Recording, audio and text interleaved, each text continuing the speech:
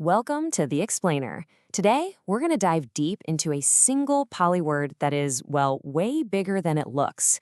It's a word that shapes our reality, from the vastness of space all the way down to the thoughts rattling around inside our own heads. So, when you hear the word world, what do you think of? I bet it's the planet, right? Continents, oceans, that physical globe just spinning out there in space. But what if the original meaning, the one the Buddha used, was something much more profound and a whole lot more personal? In the language of the earliest Buddhist texts, that word is Loka. And as we're about to see, it's not just one world. Not at all. It's like it contains multiple, overlapping worlds all at once. And getting a handle on them is absolutely key to understanding the entire path. All right, let's start with the layer that feels the most familiar to us, the physical universe, the world as a place you can point to. So in the scriptures, Loka is often used to describe an actual physical location, a destination you could literally be reborn into. This covers the human realm we're in right now, but also heavenly worlds, what the texts call Sagamam Lokam, or even higher, more refined places, these celestial realms. But the vision gets way, way bigger than just one realm. The texts also talk about something called a Loka Dhatu, and you can think of that as a world system, an entire self-contained cosmic unit. It's got its own sun, its own moon, its own continents, and even its own set of heavens, the whole shebang. And the ancient imagination really didn't hold back here. They pictured these systems on a scale that's just massive, almost modern, really. They describe a 1,000-fold world system, which is kind of like a galactic cluster. We're talking 1,000 suns, 1,000 moons, and 1,000 of each and every type of heaven, all grouped together in this absolutely breathtaking cosmic vision. Now, within this unbelievably vast cosmos, a Buddha showing up is seen as an incredibly rare, super singular event. There's even this cosmic law stated in the texts. You can only get one fully enlightened Buddha per world system at any one time. It just hammers home how precious and rare that kind of appearance really is. Okay, so that cosmic scale is fascinating, for sure. But the texts argue that the most important Loka, the one that truly matters for our freedom, it isn't out there in space. No, it's right here, inside each of us. You see how the Buddha just completely shifts the focus here? It's not about cosmology anymore, it's about psychology. He's not asking us to go explore other planets. He's asking us to explore our own minds. He's pointing out that our relationship to the world, our habit of clinging to things, that's the real problem. And this is the crucial point right here. Loka also means the world we personally create and experience through our senses and our mind, every single moment of every single day.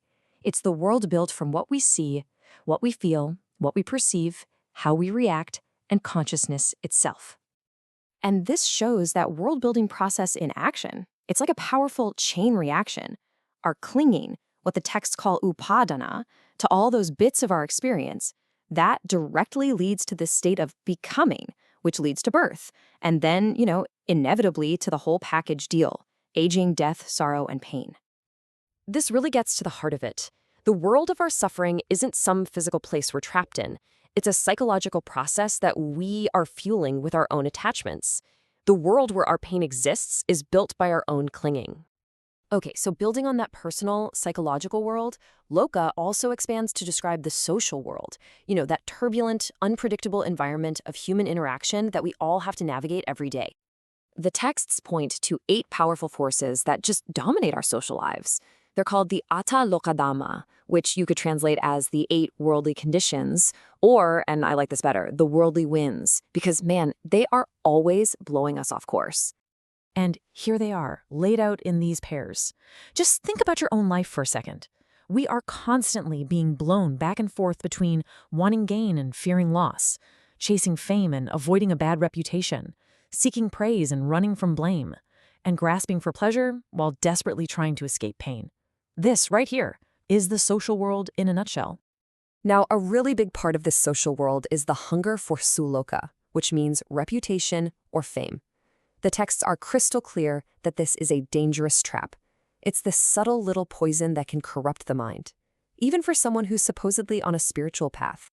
This social world is also just noisy. It's filled with this constant background hum of lokakayikam, or what we just call worldly talk. And you know exactly what this is. talking about politics, crime, gossip, what people are eating, what they're wearing, just the endless distracting chatter that fills up our minds and yanks our attention away from what actually matters. So let's recap. We've got the cosmic world, the psychological world of our own experience, and the social world of winds and chatter, and all of these are different flavors of Loka. So the big question is, what's the ultimate goal of the spiritual path when it comes to all of this? Now, this is a really fascinating point. The texts say very clearly that the goal is not to trade our current world for a better one, not even for a world of absolute pleasure. The whole point isn't to find some perfect heavenly Loka and just stay there forever. Instead, one of the main titles for a Buddha is Lokavidu, which means the knower of the world. This title isn't for someone who escapes the world. It's for someone who understands all of its layers, the cosmic, the psychological, the social, completely, perfectly, and sees them for exactly what they are. So the path isn't really about changing the external world or even fixing the social world. It's all about developing this inner quality of panya, or wisdom. And it's that wisdom that lets you see through the true nature of all these different worlds and find release. And this leads us to a really profound conclusion, doesn't it? It's a radical rethink of our place inside all these interlocking worlds we've been talking about. Freedom doesn't come from fixing or mastering the Loka in any of its forms.